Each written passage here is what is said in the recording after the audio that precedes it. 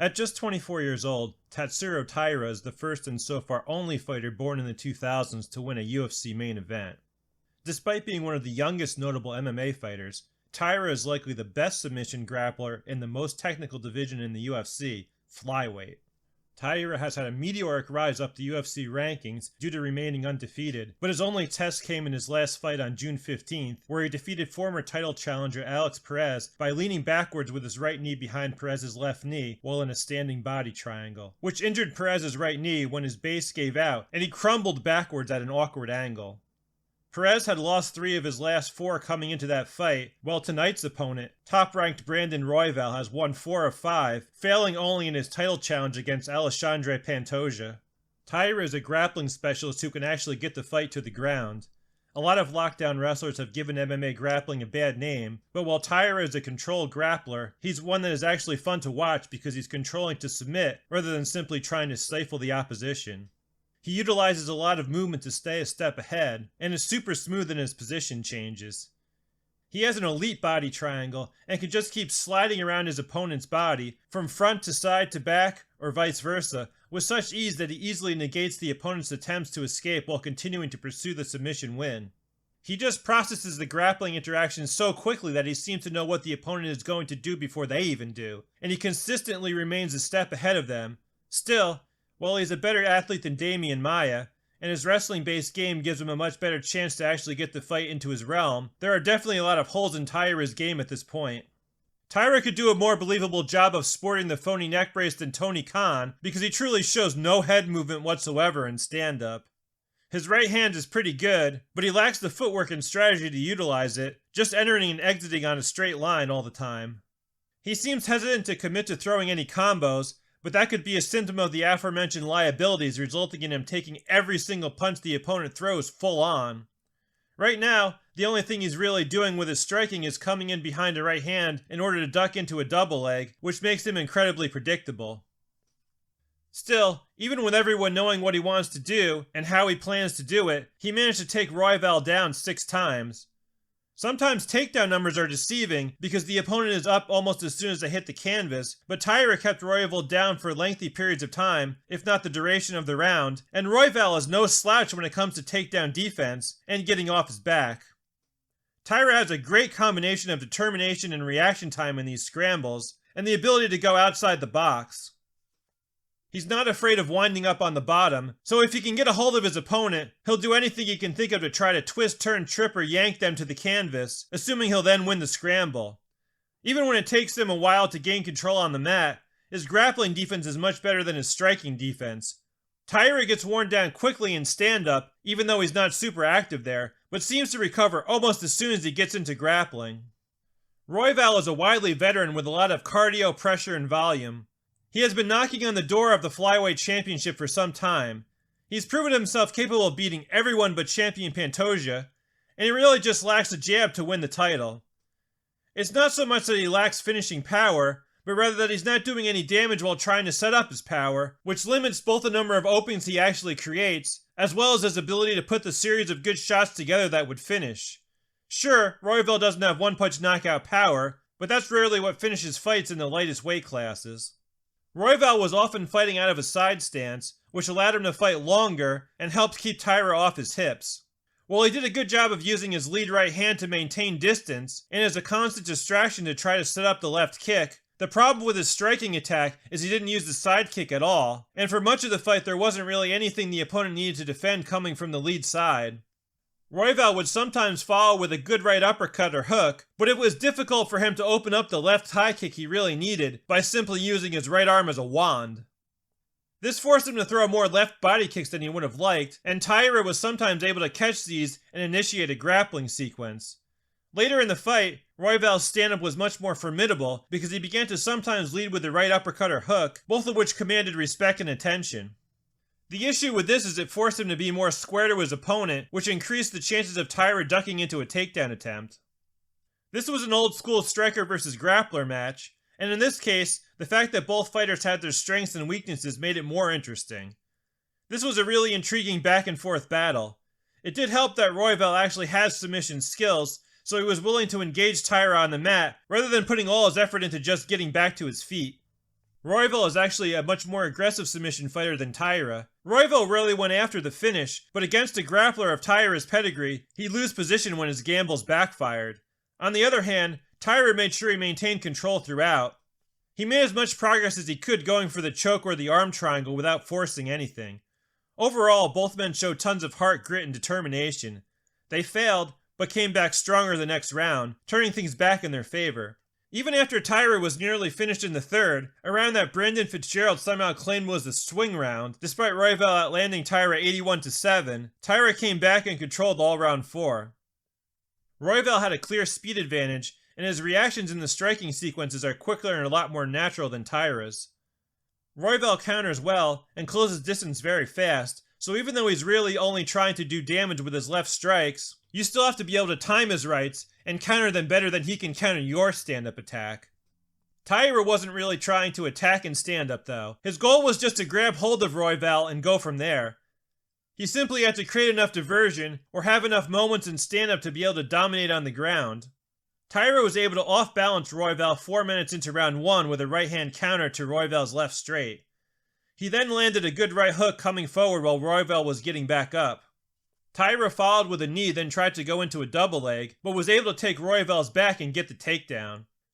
Royval looked for the knee bar though, so Taira wasn't able to get anything going on the mat.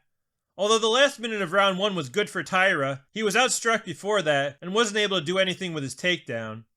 I don't think either did that much in the first round, but Royval certainly had a lot more volume.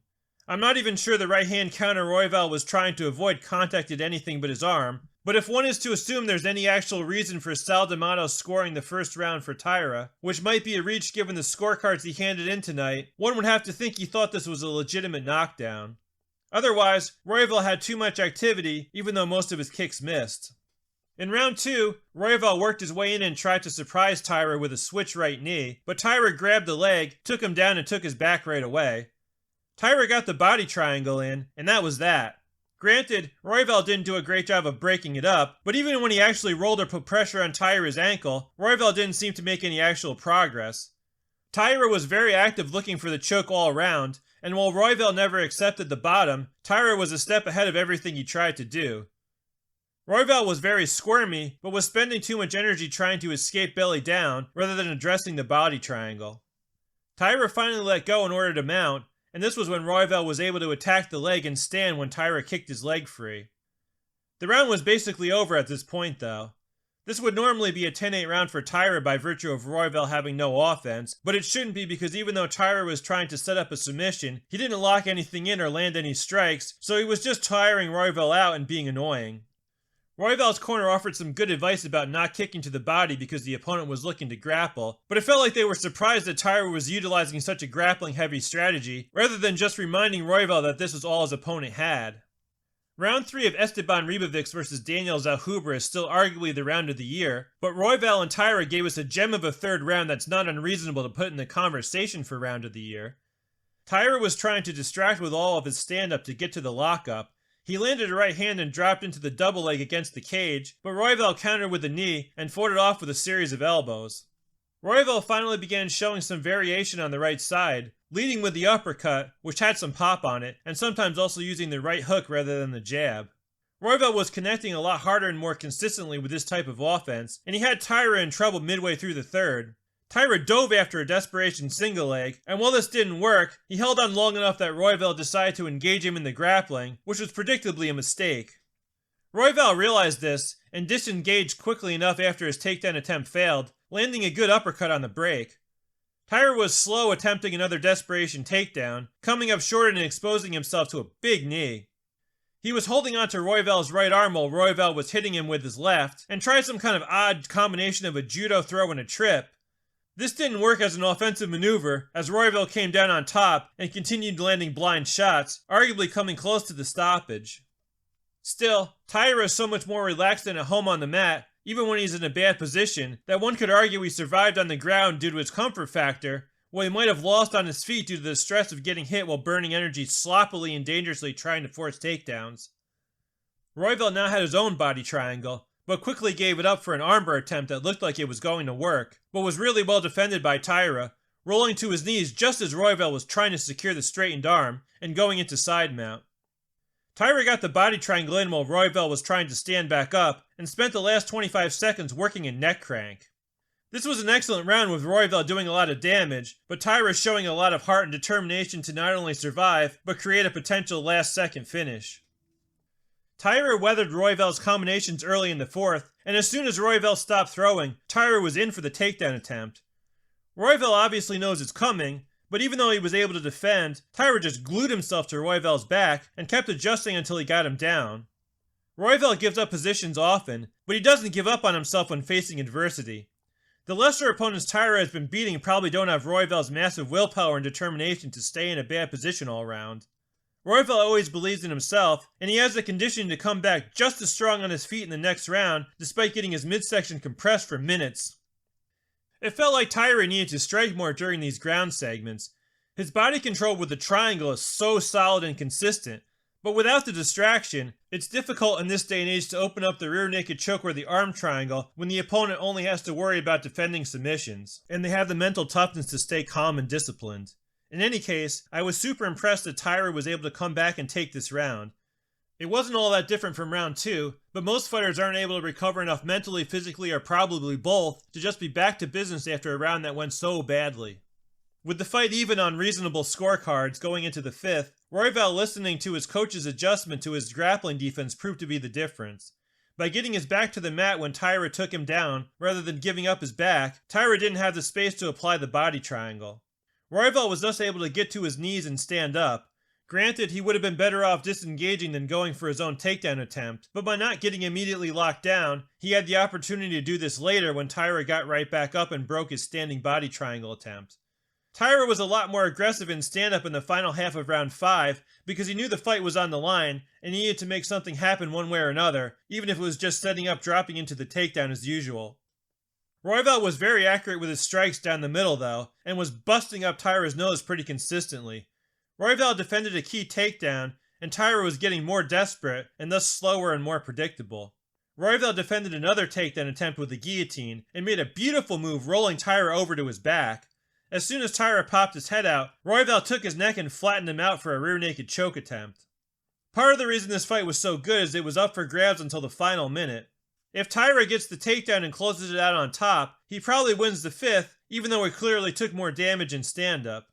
Royval closing it out with a submission attempt where he utilized his own body triangle felt like the perfect stamp on him winning a match where he lost 2 rounds to Taira utilizing the same technique. In the end, it felt like Royval's experience was what pulled it off. He made the key defensive adjustment and understood that he needed to take what was there in the final round. Taira lost the split decision 48-47, but that might not be a bad thing for him, since his great chin and heart are only going to take him so far, and that's likely not past Pantoja. However, if he addresses his striking defense now, and comes back as someone who can avoid some of the opponent's shots, staying off the center line while entering and exiting, so he can do something beyond throw a big right and duck into the takedown, he'll have a much longer career, and really the sky is the limit.